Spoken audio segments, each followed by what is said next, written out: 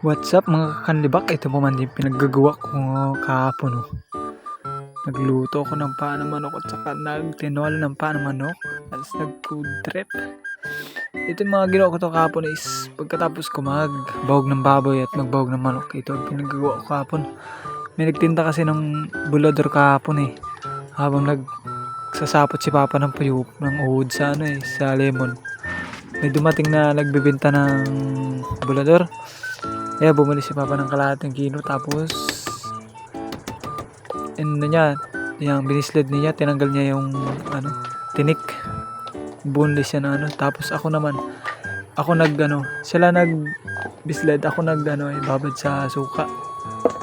Nagkait-ait ako ng bawang, tsaka nilagay ko sa suka ng may sili.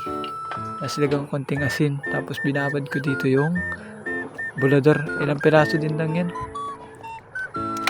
Buti na lang nga medyo mainit ang panahon nito eh. Medyo mainit pa. Kasi medyo makanlong ng umaga eh. Buti na lang nung patanghali na is uminit siya. Tapos yung binilad ko na yan. Ilang piraso din yan. Ayos na rin yan pang baon at saka pang ulam, pang hapunan. Buti na lang medyo mainit ang panahon niya. Medyo maasol yung langit. Kaya napakaganda ng timing ng pag-bislad na yan. Tapos ito pagdating ni Mama, tanghali na yan. Nagtinola ako ng paa ng manok. Masarap kaya itong tinulahin. O kaya kahit nilaga lang. Mas masarap itong tinolang paa ng manok kaysa doon sa adobo sa toyo na paa ng manok. Kasi nga mabuto ang paa ng manok. Kaya malasa siya pag nilaga mo. Parang nilaga o tinola. Ganun. Tapos lalagyan mo madayang gulay. Repolyo. Pag nilaga ang luto. Sa akin lagay ko dito is kapaya. Masarap kasi sa yung ganitong luto na yung maraming gulay katulad nito kapaya at saka malunggay. Masarap kaya higupin yung ganito tapos medyo mahalang. Ilagyan ko rin dito ng sili, mga 4 na peraso ata. Para masarap higupin yung sabaw, mahalang. Tapos naglagay dito ako ng 2 tabang tubig. Tapos yung kumukulo na siya, nilagay ko na rin dyan yung dahon ng malunggay, kukunti nga lang. Kasi ang hirap magkuha ng dahon ng malunggay, ang tataas ang puno. Dapat talaga yung pag tumataas sila is pinuputol na. Tapos dito nagputrip na ako dyan. Nilasahan ko na yung ating niluto. Ayos naman siya, masarap siya kasi nga medyo mahalang yung sabaw. Tapos kapaya pa yung nakalagay. Ayos na ayos to sa malamig na panahon. Bare months na kasi. Malapit na ang Christmas. Kaya malamig ang panahon. Malamig din ang tubig. Kaya masarap itong maghigop ng sabaw ng tinola tapos mahalang-halang pa. Yan tinolang pa ng manok. Na-try nyo na ba ito? Try nyo na rin ito. Masarap ka. Masarap itong ganitong luto. Subukan nyo mga idol. Kaya putrip muna ako dito.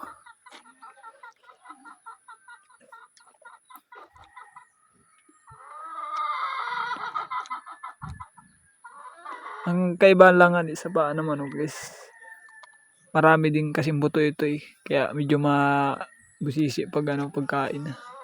Kailangan mo pa rin kasing iwala yung buto para makain mo ng maayos. Kaya medyo matagal-tagal din pag dito kain itong paa ng manok. Pero masarap naman siya. Paborito ito ng mga Pilipino paa ng manok. Lalo na yung mga street food. Yung mga paa ng manok, mga ganun. Ang katulad ng mga ganyan. Kaya paborito naman po yung mga ganitong mga pagkain.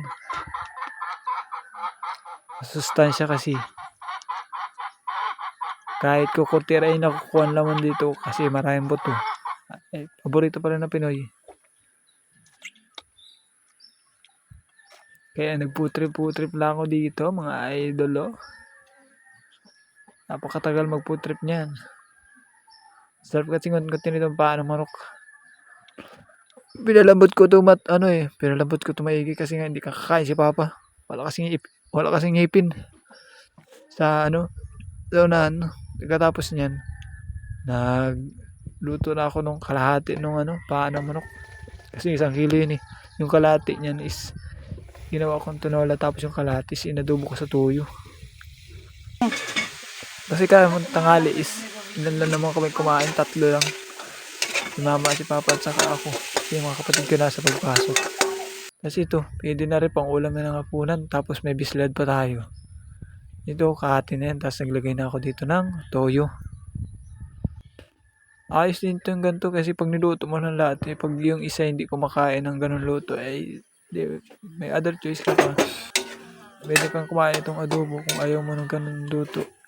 Kasi dito pa minsan ayaw nila ng mahalang. Kaya ito niluto ko lang, hindi naman mahalang yan. Kaya yan, luto na siya mga idolo. Ayos na yan. Maraming salamat sa panonood.